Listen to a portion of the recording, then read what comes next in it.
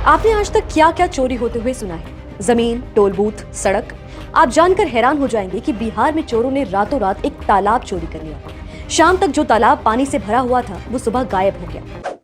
बिहार में आए दिन अजीबोगरीब घटनाएं होती रहती हैं। कभी रेलवे इंजन चोरी हो जाता है तो कभी मोबाइल टावर, कभी पूरा का पूरा पुल। हद तो तब हो गई जब पूरी की पूरी 2 किलोमीटर सड़क ही चोरी हो गई। सुनकर हैरान होंगे आप, लेकिन ये हुआ है। आइए ना हमरा बिहार में। एक वक्त था जब ये सिर्फ एक राज्य नहीं बल्कि ज्ञान का केंद्र था। यहाँ से दुनिया को मौर्य और गुप्त जैसे महान साम्राज्य मिले और नालंदा, विक्रमशिला जैसे विश्व प्रसिद्ध विश्वविद्यालय जहाँ दुनिया भर के स्टूडेंट्स पढ़ने आते थे। बिहार ने बुद्धिज्म और जैनिज्म जैसे धर्मों को जन्म दिया और राजनीति, दर्शन और विज्ञान में अपना एक अलग ही योगदान दिया। लेकिन आज जब हम बिहार की तरफ देखते हैं तो ज्यादातर लोग इसे पिछड़ा, बेरोजगारी से जूझता और माइग्रेशन से पीड़ित राज्य के रूप में जानते हैं। तो सवाल उठता है, एक समय में जो राज्य भारत का ज्ञान और समृद्धि का प्रतीक था वो आज इतना पीछे कैसे चला गया?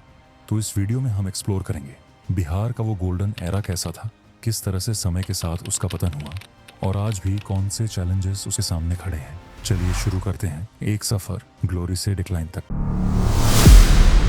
The golden era, ancient and classical Bihar. आज से हजारों साल पहले बिहार भारत का ज्ञान और धर्म का केंद्र था। यहीं से मौर्य और गुप्त जैसे महान साम्राज्यों का उदय हुआ। चंद्रगुप्त मौर्य ने भारत को एकजुट किया और सम्राट अशोक ने युद्ध से शांति की ओर कदम बढ़ाया। साथ ही बौद्ध धर्म को पूरे एशिया में फैलाया। गुप्त काल को भारत का स्वर्ण युग कहा जाता है, जब विज्ञान, गणित और संस्कृति अपने शिखर पर थे। इसी युग में महान गणिताचार्य आर्यभट्ट ने शून्य की खोज की, जिसने पूरी दुनिया के ज्ञान को एक नई दिशा दी। एजुकेशन में भी बिहार आगे था। नालंदा और विक्रमशिला यूनिवर्सिटी दुनिया भर के स्टूडेंट्स को अट्रैक्ट करती थीं। यहाँ से बुद्धिज्म और जैनिज्म जैसे धर्मों का जन्म हुआ, जो आज भी करोड़ों लोगों के जीवन का हिस्सा है। ये बिहार का वो दौर था जब यहाँ से ज्ञान की रोशनी पूरी दुनिया में फैलती थी। लेकिन इस उड़ान के बाद आया एक अंधेरा, जहाँ सब कुछ बदलने लगा। Medieval decline. जहाँ बिहार कभी ज्ञान और धर्म का गढ़ था, वही धरती मिडीवल पीरियड में अंधकार में डूब गई। 12वीं सदी के आसपास जब बख्तियार खिलजी जैसे इन्वेडर्स आए तो उन्होंने नालंदा और विक्रमशिला जैसे विश्व प्रसिद्ध विश्वविद्यालयों को आग लगा दी। हजारों पुस्तकें जल गईं और इसके साथ ही बिहार के पूरे ज्ञान का समापन हो गया। बिहार, जो कभी दुनिया का एजुकेशन हब था, अब इसके बाद लूट, तबाही और राजनीतिक विभाजन का शिकार बन गया। छोटी छोटी रियासतों में बंट गया और लीडरशिप की कमी ने इसे एक मजबूत पहचान से वंचित कर दिया। ज्ञान का जो दीपक बिहार में जल रहा था, उसे मिडीवल इन्वेजन्स ने बुझा दिया और यहाँ से शुरू हुआ बिहार के पतन का असली दौर। Colonial impact.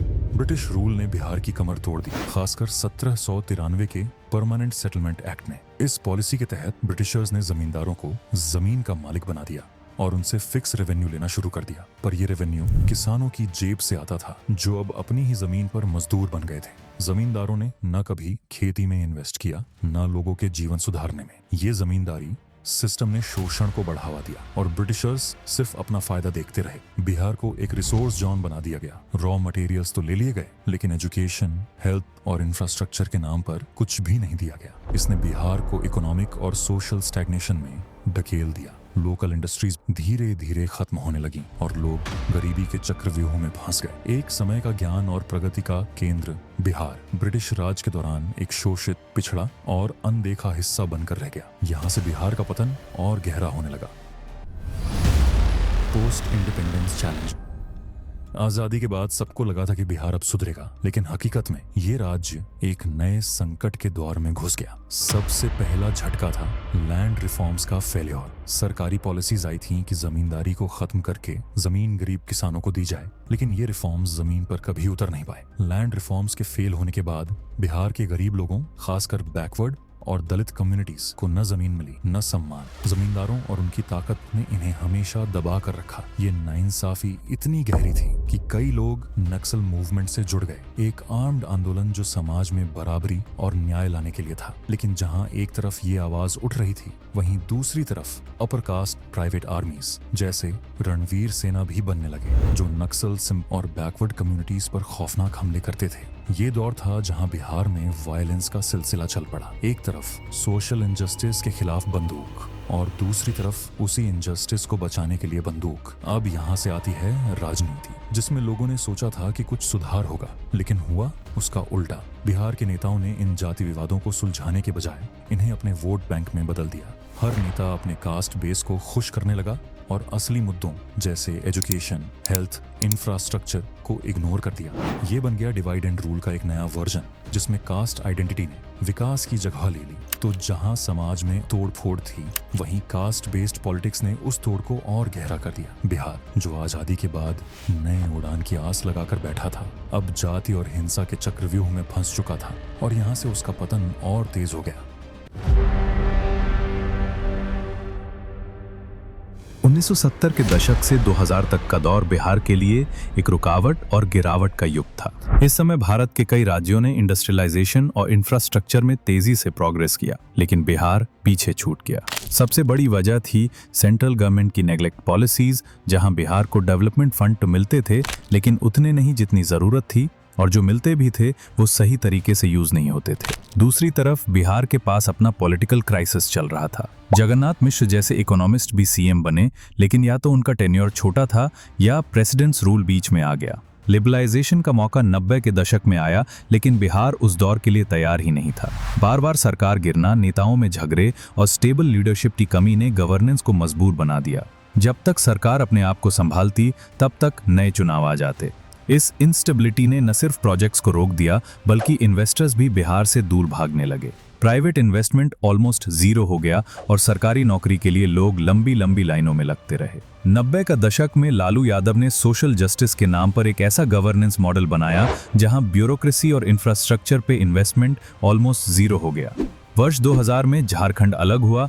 जो भी मिनरल वेल्थ बिहार के पास थी, वो चली गई झारखंड के साथ। टैक्स बेस छोटा हो गया, इन्वेस्टमेंट की होप भी चली गई, और लालू यादव जैसी ही राजनीति, सिर्फ अपने वोट बेस को खुश रखना, रिच और एलीट को ड्राइव आउट करना। Result, economic stagnation, crime, corruption और भी ज्यादा बैकवर्डनेस बढ़ गया। सोशल रूप से भी हालात खराब ही रहे। स्कूल्स और हॉस्पिटल्स की हालत दिन ब दिन गिरती गई, क्योंकि बिहार गवर्नमेंट ने इस पर फोकस ही नहीं किया, जिसके कारण लिटरेसी रेट लो रहा, हेल्थ इंडिकेटर्स वर्स बन गए और माइग्रेशन बढ़ने लगा। हर साल लाखों लोग बिहार से पंजाब, दिल्ली और मुंबई जाने लगे, क्योंकि बिहार में रोजी रोटी का कोई भरोसा नहीं था। इन सब के बीच एक आम बिहारी सिर्फ सरवाइव कर रहा था। सपने छोटे हो गए थे और विकास एक दूर का सपना बन गया था।